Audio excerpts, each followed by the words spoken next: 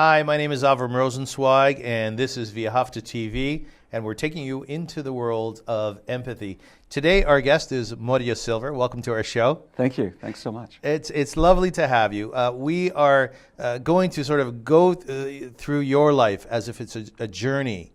And I think the fundamental question that we'd like to get to, and I'd like you as the viewer to consider this, is what is it about being alive, about being a Jew, that compels us to go on a journey? I mean, your life is very specific. It seems as though, almost like a Monopoly game, you started at a very particular place and you're moving around the board. You're making stops along the road, some of which I assume are very healthy, others not. That's such as life. But I think that the real question that we want to deal with is we seem to be driven as Jews to sort of leave our home, our Ur of Chaldees, as Abraham did, and to go out into the world and find something better, perhaps find something to deal with our existential anguish, really to determine where our mark in life can be made and what does that world look like. As an example, don't worry, we'll get to you in a sec. Okay. As an example in my life, I started out as a religious Jew.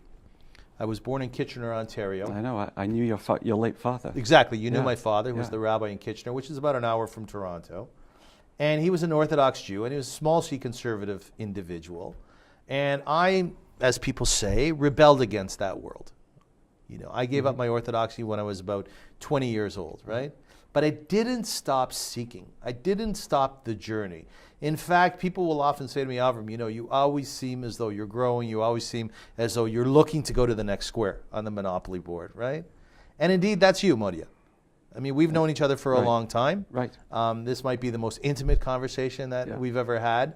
But it's very clear that you started out as a marketing guy and high tech, and you threw that all away. And today, you're really on a road we'll call the Mussar road.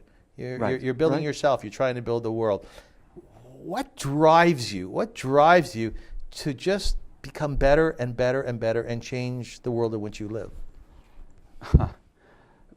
We'll start off with an easy question. Yeah, the easy question about it. I guess I don't really know what drives me. I just know that I am driven, and I assume I'm driven in part because of the family that I grew up in and what I saw, what I witnessed, the lessons I learned, like from my grandparents who were, first generation English and really had to fight for equality and fairness and so on.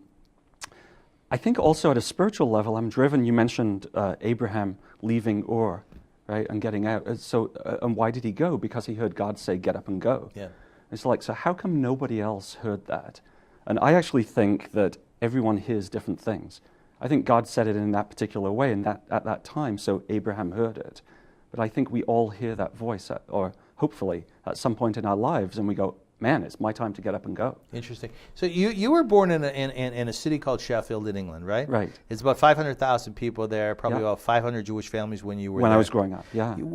Were you the type of kid who was sort of laissez-faire about life? You went out and played soccer and do what English kids do. You know, you have chicken that's not really finished yet, being made, and English food. It's much better.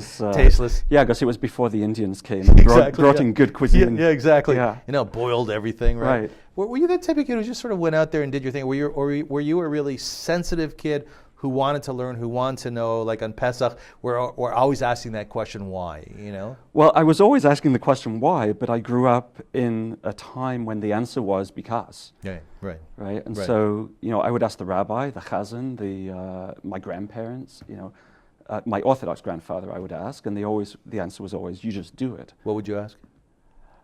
I'd ask questions about God. I'd ask questions about why can't you do something on Shabbat? Right. Why can't we drive to synagogue on Shabbat? Just really anything. And the answer was always just because. Yeah. Do you remember how you responded to the answer? I think I just shirked it off, but I still believed in the back of my head that there had to be an answer. That it just didn't make sense that there could be such a place like this synagogue that was packed on a Saturday morning, where people seemed to be singing, and there was something harmonious and beautiful about it. And why would people just congregate if there was nothing really there? So would you say, at what age were you, do you remember finding your own consciousness? Oh, I think not until high school, until late high school, probably. Yeah, I think I'd kicked it all in, I like packed it all in. We'd moved to Canada, and I was really just a secular guy, working my way through high school, trying to make friends, still, even though I speak English, I still sort of had this immigrant, thing that I carried on my shoulder. Was that tough? It was very tough. Was it? Yeah. I grew up in at first when we moved, I was in a very rich neighborhood. Yeah.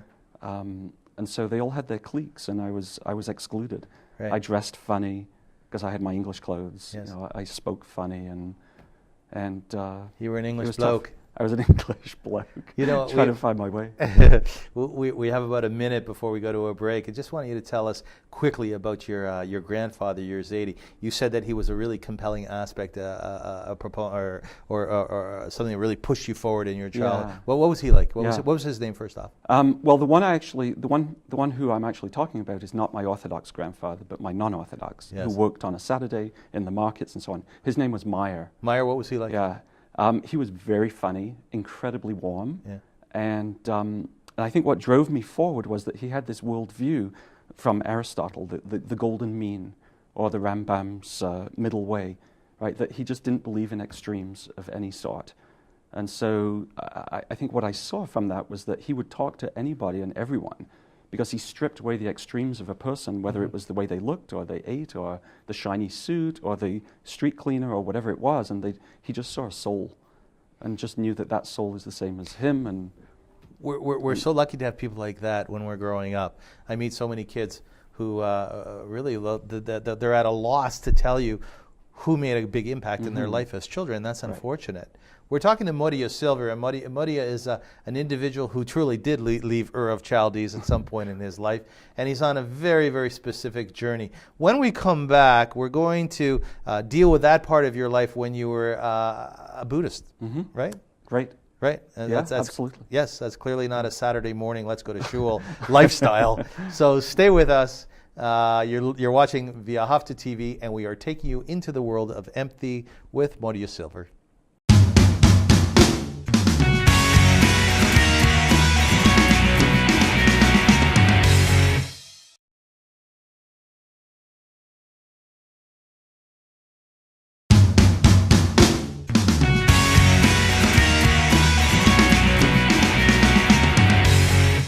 Welcome back to Via Hafta TV. I'm Avrum Rosensweig. Our guest today is Modya Silver, and we have been speaking to him about the Jewish quest to leave the home and to find our own way out there. Now, that's not a simple thing. Some people really never leave the home, do they? Right.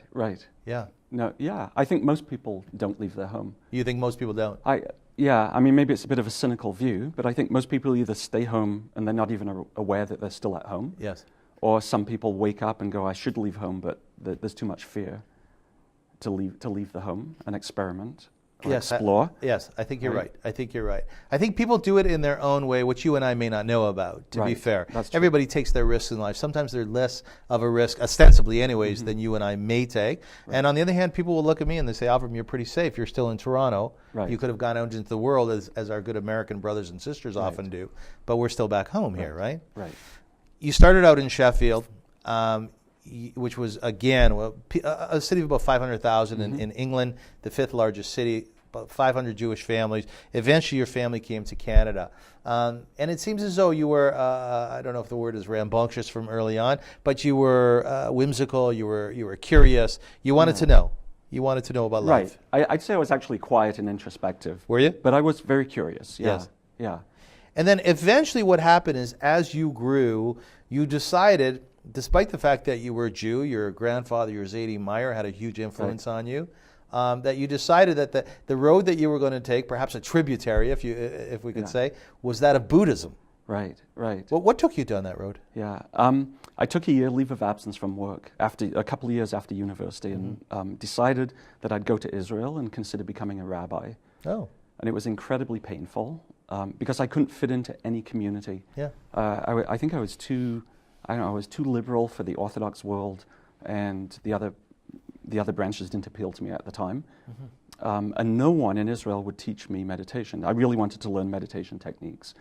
And it was the same old answer. It's like, once you know Chumash, Bible, once you know Mishnah, once you know Gemara, and a bit of Zohar, then we'll start to teach you meditation. It's different now, though, isn't it? It's different now. Now you could find a teacher right off the bat, yeah.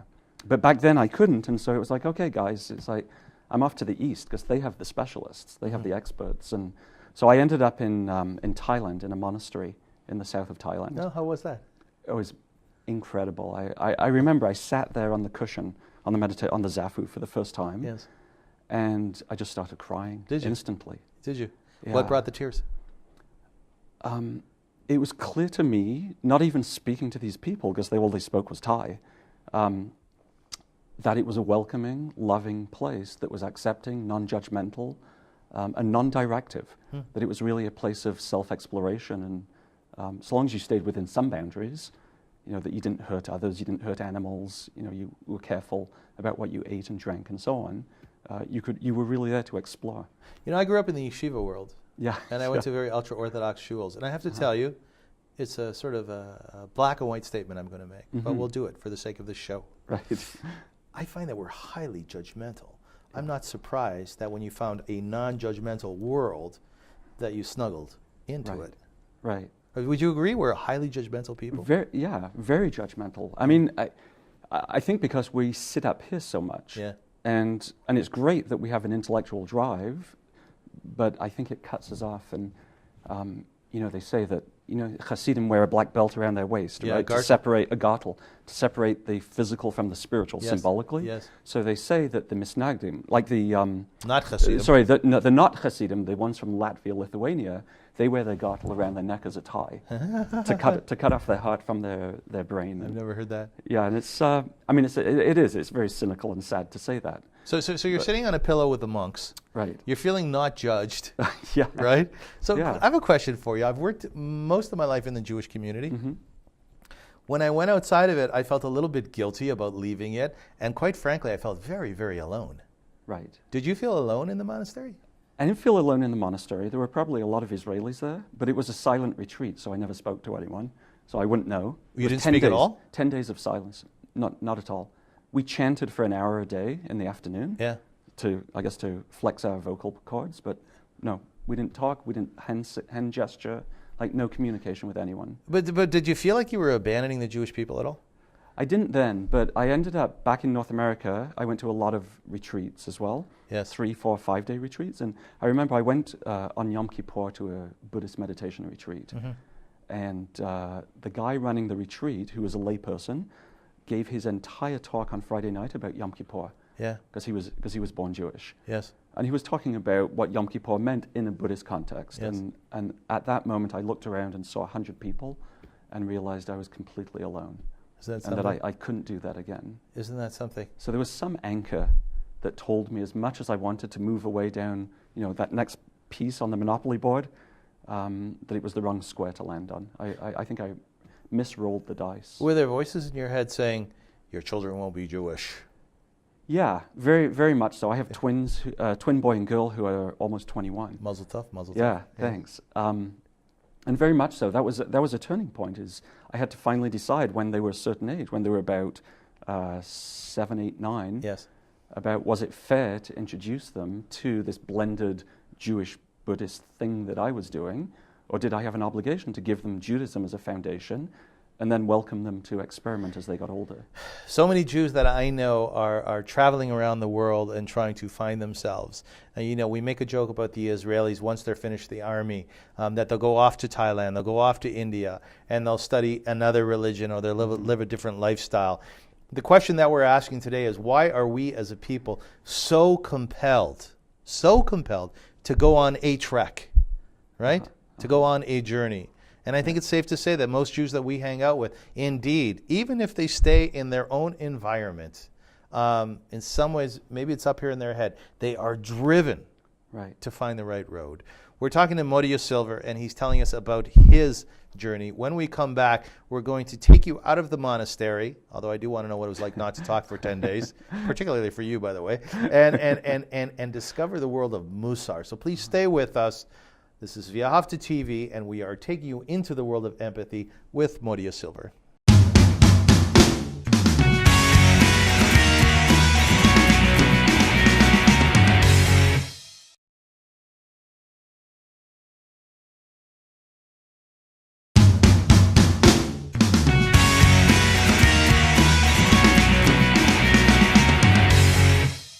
Modya Silver is our guest. I don't know if other peoples go along the road that we go on so vociferously. I often wonder if the state of Israel will be able to contain itself, obviously not because of the external forces, but because of the stuff that happens internally. There's so much energy that happens inside of Israel that it seems like I'm trying to fit into a 36 pant, and really I'm a 42. I'm bursting out of it, you know. We're talking about your journey. I want to find out what it is that compels the Jewish people through you to trek so hard. I was born Orthodox, born Jewish, Orthodox, and when I was about 20 years old, I gave it all up. My father was a rabbi of blessed memory, and when I gave it all up, I was so excited, if you will. I celebrated going out for a meal on Yom Kippur. Really. Like, I figure I'm going to do it. I'm going to dive right in. Right. Hopefully my mother doesn't watch this show. And I did what one does well, I think, when they decide that they're going to throw off their coat of many colors and put on another type of coat, perhaps with less colors, perhaps with more, and try something new. And it was lonely because I was ostracized in some corners of the community. I had a most difficult time with my family, to the extent that my father and I our relationship stopped at that point. In the last 8 years of his life, we really didn't connect whatsoever, except through anger. But the interesting thing about me, I'm fascinated by me, is that I stayed on the road. Yeah, I know, thanks, Modya. I stayed on the road. Like, you know, I could say they tried to kick me off, but I stayed on the road. Is that your experience too? Did your parents come to you and say, Buddhist, schmoodist? Well, I was also vegetarian, so my mum came to me and said, "What? You're not going to eat at my house?" Yeah, I don't know what rhymes with vegetarian. But yeah. Vegetarian. You know. I think it's like, you know, I think I've gone through changes. You know, whether it was Buddhism or Judaism or Orthodox Judaism or Jewish renewal, like the rainbow, you know, funky stuff. Yes. But I think it's all external trappings, and I think what I was inside is true to the core. So every step along that Monopoly board, I think I stayed as who I was. Yes. Which is like a seeker, someone who was really curious, someone who believed there was something bigger. Right. I believe there's something bigger than me and then all of us, and that I want to like work to connect to that because on the times in my life when I actually have connected, it feels great. It feels like I'm suddenly more than the sum of my physical Was there parts. risk involved? Did anyone try to kick you off? I know you've been married twice. Did your first marriage have anything to do with that? Your truth seeking? I don't think so. Well, I mean, my first wife was anti-religious. Yes. So bad choice on my part. Clearly. Yeah. Yes. And she's a wonderful woman, but absolutely not for me. Yes. And we got 2 great kids out of it. Did it? Was there a tension there? I don't know. Like I said, in my life, I basically lost my relationship with my father. Right. You know? Right. So I lost my relationship with my first wife. Yes. Because I was really off exploring and not willing to give it all up and become, a suburban guy who just watches TV and, goes to work 8 hours a day. It's interesting because clearly you saw the love diminishing or the relationship shrinking, right. But you saw your road getting bigger and you chose this instead of that. Right. It's interesting how that works. Yeah, I think it's interesting too. I think there was a lot of selfishness as well. On your part. On my part. Yeah. Yeah. I think that maybe if I knew now what I did then, if I knew then what I did now, I might have actually switched my meditation practice to a deep love practice. Oh, I see. And dug deeper to see how I could open my heart more and make that relationship work. What practice were you doing? What sort of meditation? I was doing something called anapanasati, mindfulness with breathing. Yes. And then sort of about once every 3 or 4 meditations, I would do a metta, a chesed, a loving kindness meditation. Very good. But not enough of it. So my heart really, I think at the end of the day, I was in a Buddhist community for about 12 years. And I left, and I think really leaving, what the bottom line was that I wasn't using it I wasn't using the practice effectively.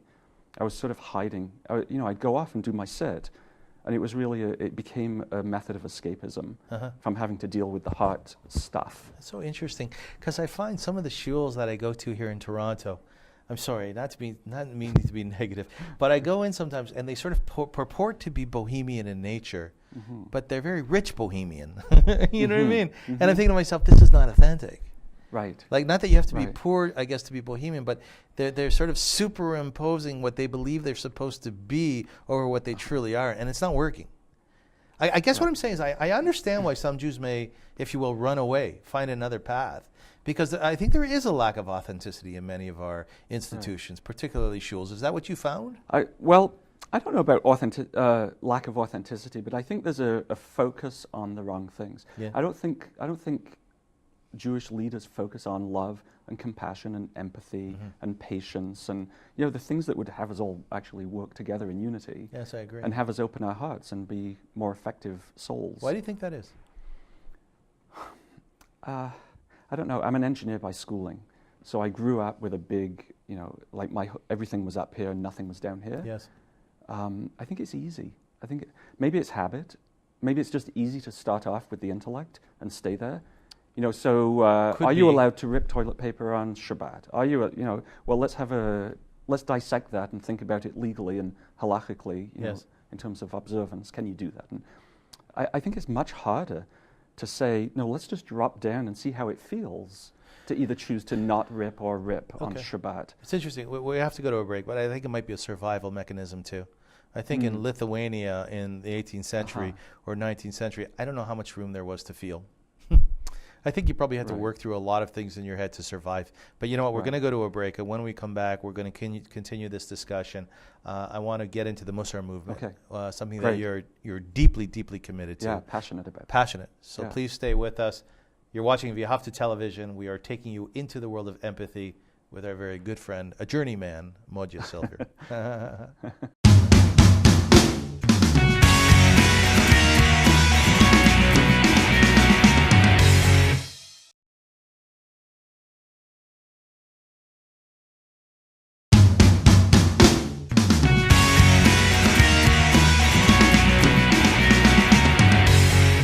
Welcome back to V'ahavta TV, taking you into the world of empathy. Today our guest is Modya Silver. If you would like to know more about V'ahavta, please go to our website at v'ahavta.org. That's VEAHAVTA. Our mission statement really is to encourage Jewish people and all peoples to play a role in Tikkun Olam, which is repairing the world. We've been around since 1996. This is our 16th year or 17th year, and we invite you to be part of what we do. If you'd like to volunteer with us and you live in Toronto or Canada or are visiting here, please give us a call at 416-964-7698. You're welcome to call my extension at extension 213. I want to also thank the producers of our show, Vak Verakaitis, who does a wonderful job, David Grossman and Max, who are behind the scenes and always make us look good. Modya, I think it's safe to say that we took you from the beginnings of your life, or not quite your childhood, but a little bit later on, through Sheffield, England, eventually going over the sea and traveling the sea and making your way to Canada, going through high school and eventually getting married. You now have 5 kids, Baruch Hashem, like they say. And you went from being a Buddhist or studying Buddhism, in fact, for about 12 years, and finding your way into the world of Mussar. When I was in yeshiva, of which I was for 5 years here in Toronto, Ner Israel Yeshiva, and then later I was in yeshiva in Jerusalem, Sanhedrin Mechavet, called Beit Talmud. Very, very right-wing yeshivas. Right. Mussar was something that we learned at around 20 minutes to 10 after a long day. Right. And it was 5 minutes before the Ma'ariv services, the night services.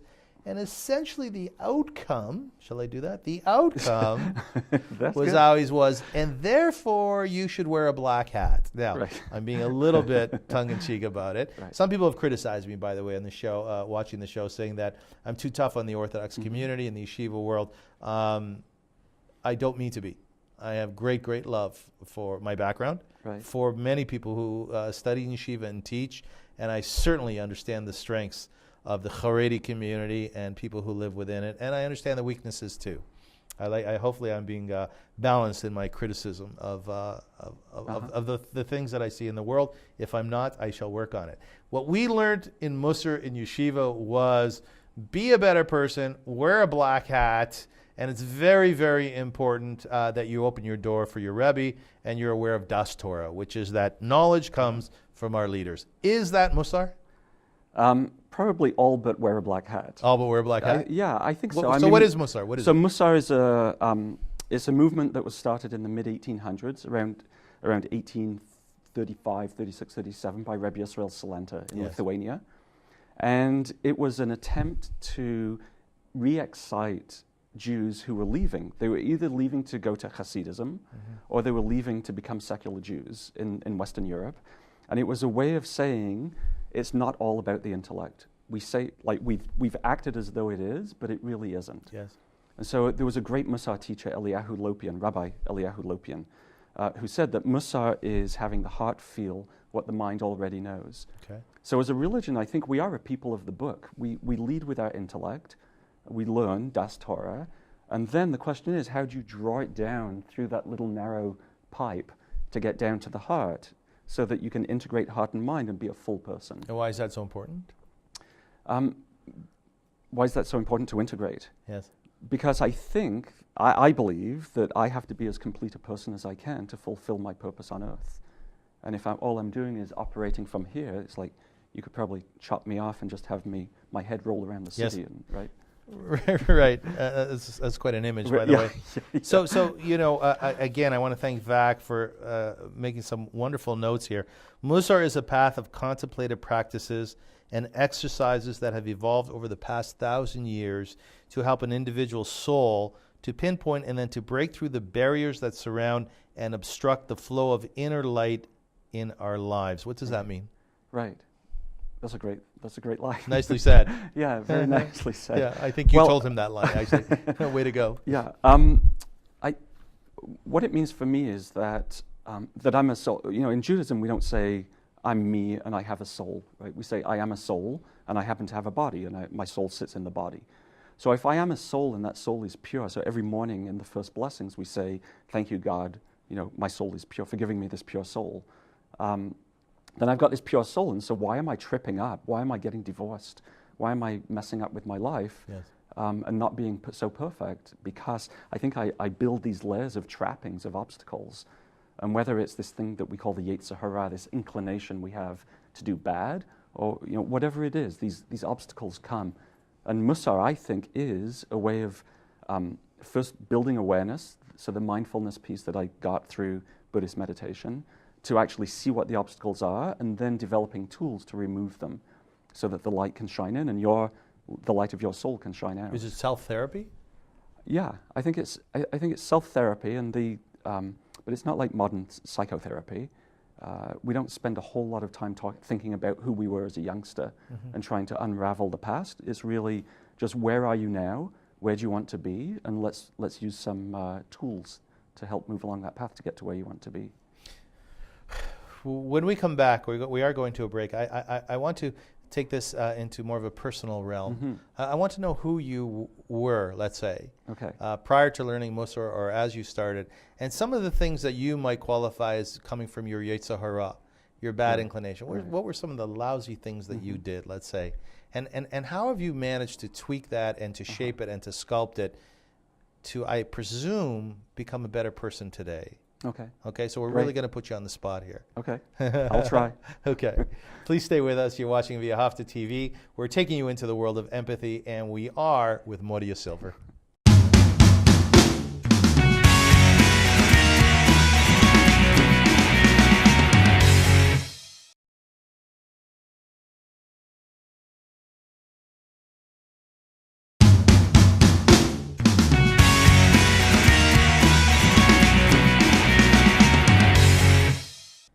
since our inception, since Via Hafta's inception, we've done some pretty cool things. I've spoken in the past about the Passover Seder that we do for the homeless every year, the creative writing contest we do for the homeless. We also started up a school, which is called VSA, a Street Academy, and it's pretty funky. We've partnered up with a local college called George Brown College, and we have 2 semesters a year in which we bring in academics, teachers, professors, speakers, and we literally try to educate about 10 people who are homeless or near homeless on ways and means of making their lives better. And we've shown for some very high success. Mussar might be an interesting thing to teach, right? In terms of our description of what Mussar is, here's another great line.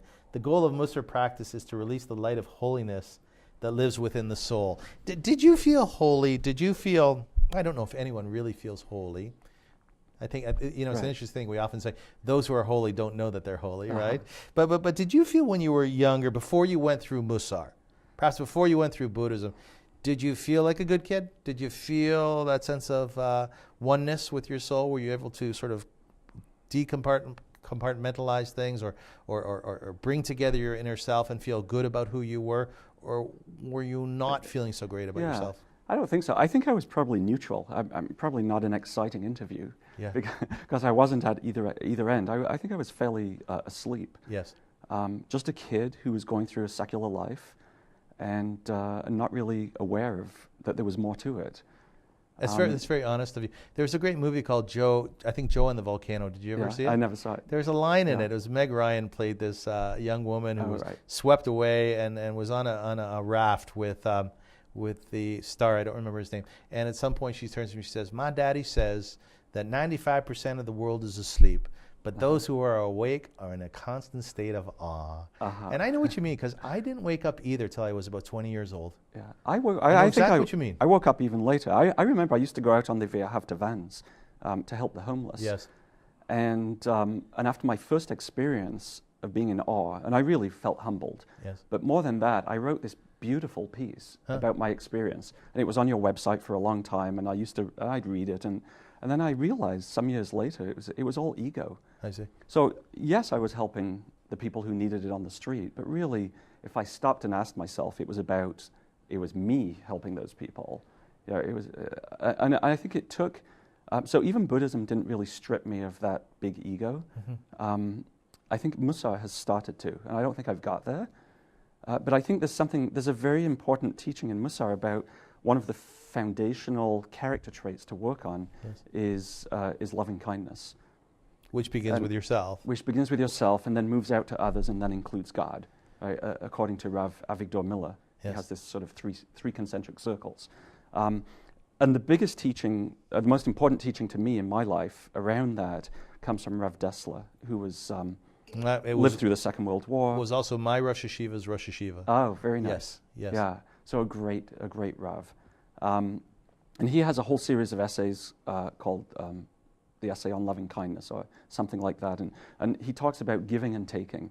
And he says that at every single moment in your life, you're either giving or you're taking. And it's black and white. And if you're giving, you can then go down a path of goodness. You can improve your patience, reduce your anger, build compassion, build empathy, and so on. And if you're taking, then you go down the path of anger and fear. And taking so bad? Is it so bad to take? Well, spiritual taking, where you're feeding what you're really doing is feeding your ego. So I'm not saying taking like you make a beautiful meal for me, of course, I'm going to take it. Yeah. But I'm really taking it partly as a way to say thank you to you and through appreciation of some gratitude. I'm taking it because it's a norm, it's a custom norm, but at a spiritual level, taking it, the Mussar teaching is that taking is bad. What fundamental thing, if we were able to distill your journey down into Mussar, into one particular character trait that you have that was here before, maybe the color was a dark purple and black a little bit, and today it's sort of a white yellowish. It's like just pure, it's better, it's cleaner, it's something that you're much more comfortable with. What actually changed inside of you? Give us an example. So I think emunah, faith, or it's not really faith. There's a parallel word to emunah being ne'eman, being steadfast or reliable. Yes. And so the teaching through Mussar, through Reb Shlomo Volbe, a great Mussar Rebbe, was that if you want to see God as reliable in your life, as dependable, then you have to see yourself as reliable and dependable, because we essentially project ourselves onto everything. Yes. So you start working on yourself. So are you reliable? I'm getting better. So this is where I'm not white hot, but my color's changed. Yes. So here's where I'm not reliable. I worked on it for almost 3 years with my Mussar rabbi, day in and day out, with daily exercises and chants and journaling and everything. Yeah. And at the end of 3 years, our group that was working on it got together for a big dinner and a big celebration, because we finished that character trait for 3 years, and we were going to start another one. And so I asked my wife, we had to talk for 5 minutes at this big celebration, and I had my whole speech prepared, and I stopped and I said to my wife, just as I was walking out the door, if there's one thing that you want me to change, what would it be? Yeah. And she said, would you please go out and buy a watch? Yeah. It's like, a watch? Because I'm not reliable? Because I don't show up on time? Yeah. She goes, yeah, you're never on time.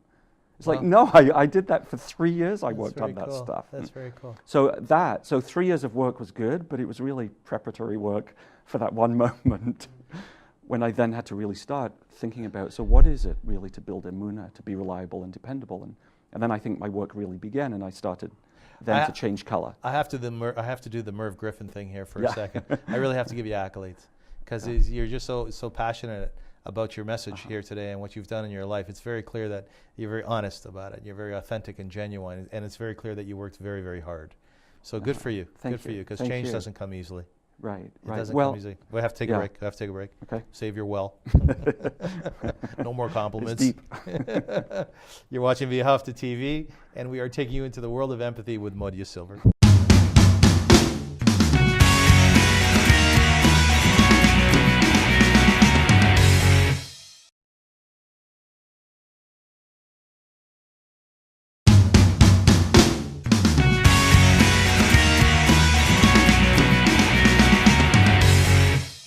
Welcome back to Via Hafta TV with Modya Silver. Again, you can tell when somebody is real about what they're real about. You know, their eyes twinkle, they light up.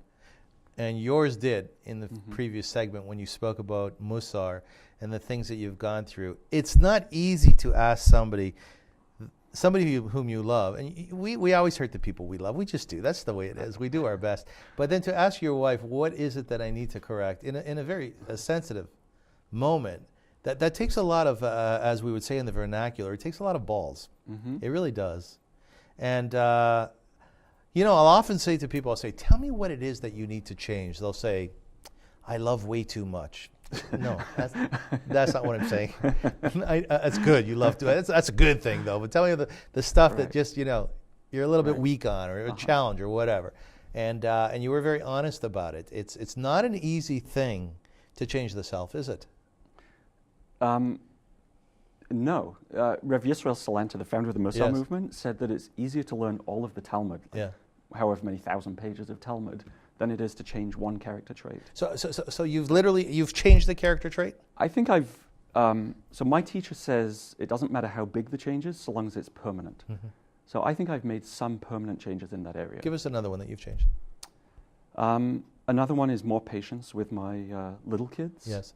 So I worked on patience for about 1.5 years, and did daily exercises where I would stretch. I'd start with, could I hold my own suffering in front of my kids for 30 seconds, for a minute, for 2 minutes, and until I could build up to 5 minutes. You consciously did this stuff. Yeah. Did you? Yeah. Well, I do it every day. My teacher sets daily exercises for me. That's awesome. But were you with them when you were doing this stuff? Weren't you in your own head? With them. No, you have to be with them. You have to be. So the truth is, I teach Mussar across North America, and I confided with a friend a few years ago that I really don't like people. I mean, sort of. I mean, I was half joking, but I was half serious. And what it really meant, because I had to go away and think about it after I said it, was that I don't open my heart enough and connect with them. And so, in the last year, my wife, 2 years ago, my wife said to me, "Okay, you just lost your job. Now's the time to go off and do whatever you want to do. So you started something new. I'll support you." So I started something new, and I really looked. I'm looking at you now because I'm so much closer to it, but I looked at people like you in the nonprofit world and I said, that's where I want to be. That's where I need to be, and that's where I want to be. Because that's going to force me to dig deeper into my heart and actually build some of the pieces that I think I'm missing, or scrape away some of the pieces that I've built on, those barnacles. So barnacles. Those on the side of the ship. Good English word, bloke. Right. Koopa.org? Koopa. Kuppah. What is it? It's a charity. Exists in Canada right now, and I'd love to expand it into the US. It's a charity that helps people understand what their Jewish heritage says about our obligation to give. Okay. The spirit of giving and our obligation to save lives, provide food, shelter, clothing, and education, health services, etc. And so right now it's a website, or primarily it's a website that helps people select their values and match and spits back the charities that align to their values. Very good. And then it allows you to do a one-stop shop. So a Koopa, just as a bit of history, is a Koopa is a community chest. So we started with Monopoly, right? So that that community chest deck in the middle of Monopoly. Yes, we're bringing this interview around. It's Koopa. Yeah. That's a Koopa. I never knew it. Very good. So so a Koopa was a community chest that every small town and village would have, and you'd throw coins in during the week, and on Friday morning, the elders would open up that chest and give the money to the poorest of the community. Well, here I read in some German towns or cities or villages that they would just leave it out, and everybody would sort of leave the building, so that the poor people could come in and nobody would see them taking. Beautiful. Yeah, it's beautiful. It's That's absolutely beautiful. Okay, we just have a couple of minutes. What is your favorite color? Seriously. Orange. Is it orange? Yeah. You like Vincent van Gogh art? I actually do. So do I. I. Sunflowers. Sunflowers, yeah? Yeah. What's your favorite number? Favorite number? Well, 10, because that was the number that my favorite soccer player And wore. who's that? Tony Curry. And who he played for? Yeah, played for Sheffield United. Okay, I should know that. And Leeds United. And yeah. But really now it's 8, I think. Why but is it's it a bit of an intellectual the day after choice. Shabbos? Yeah, it's one above the physical, so it's the spiritual, it's the quest, the never-ending quest of infinity. What are you reading now? I'm reading In Praise of Slow. Oh, what's that? It's about the slow movement. So it's about the introduction of slow eating. Oh, yes. Like now, chewing 32 times, right? No, chewing in front of people. Oh. So actually sharing life with others as opposed to wolfing food down so you can move on to the next thing in your life. Wow. It's slowing down so that you can actually appreciate the moment. Do you have very many friends? Really, do you? I do. I have a lot of friends. Do you? But I only socialize on Shabbat at the table, like at the Shabbat table. Yeah. Friday night, Saturday lunch. You have people over? Yeah. So maybe you can have my son and I over for Shabbat. Please, come. Yeah, we would like to come, yeah. Yeah. My son's vegan. Oh, I'm vegetarian. There we go. Perfect. This Friday? Well, we'll have to see. Okay. Could be. Okay. Thanks for the invite. Okay. Ladies and gentlemen, you're watching Via Hafta Television, and it's been a most splendid interview together with Modya Silver. I want to thank you so much for being on the show. You did a lovely job, and it's very refreshing. It's almost like listening to a kid's story. Really, because nobody reads a kid's story in a very gruff way, do they? Like the pigs blew down the wall, right? No, you presented your case in the most beautiful way. So thank you so much for being with us. Thanks so much for having me. I love. I know it's a bit of a plug, but I really do love it. Thank you I've so much. watched you over many years. Thank you. Please stay with us in the coming weeks. We'll continue to do interviews, perhaps not as great as this. And you can find out more about Via Hafta at viahafta.org. That's VEAHAVTA. We have been taking you into the world of empathy with Modya Silver.